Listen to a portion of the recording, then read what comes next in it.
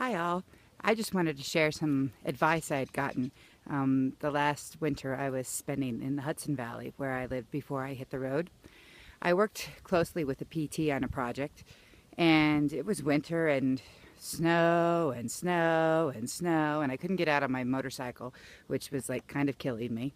And my therapist and I had discussed doing like an outpatient or a day program that I would have to go to because I was just falling apart.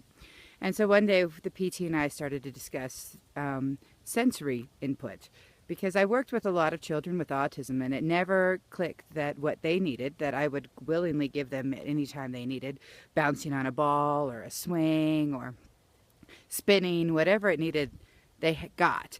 But yet I wouldn't give that to myself, thinking, well, I'm not autistic. Why would I need that sort of sensory input? Not realizing that really everybody's somewhat on the spectrum in some way, shape, or form, and I'm probably on the spectrum a little bit further than what I think. So we started making a list of all of these different ways that I could get in the sensory input that I would normally get in on my motorcycle. So we talked about like weighted vests, weighted blankets, bouncing on a ball, a sun lamp, rocking, and all these things I could do in the house, which never really turned out to be enough, but I survived through the winter.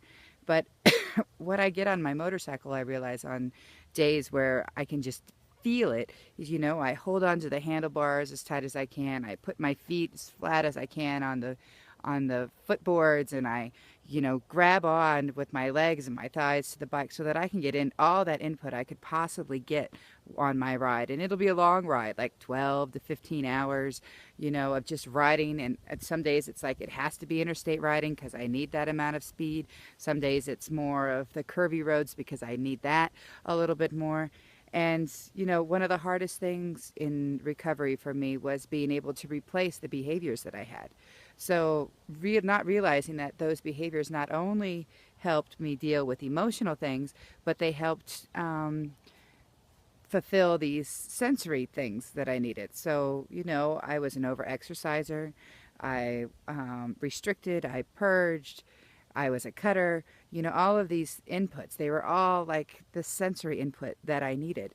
And, then they would say, okay, well, you can't over-exercise anymore. You can exercise maybe in 30 minutes a day. And, okay, well, you can't purge anymore, or you shouldn't cut anymore. And I'm trying to do what I'm supposed to do. And then all of a sudden, all of those things that would give me that sensory input were gone.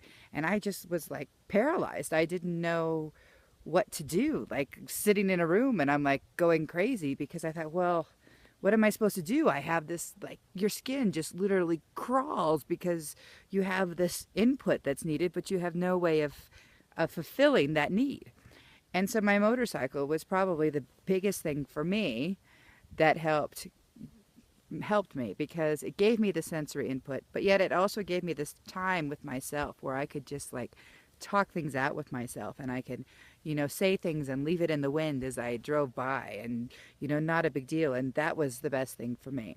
And there are other people, like I have friends who do yoga, and that's their thing, or hiking, or cycling, or running, or I don't know, you could be a race car driver, whatever it is that gives you that sensory input that your body is screaming for, but yet in a body loving way, I think is very important, and something that seems to be missing in a lot of eating disorder or depression treatment. You take away the negative behaviors, but then how do you replace the sensory need of those negative behaviors in a positive way, in a body-loving way, is a very difficult thing to figure out. And it's like a process for each person to kind of figure out what their sensory need is, and how do you fulfill that in a way that is body-loving and fulfilling in the same way. So that's just my 2 cents for the day. Thanks.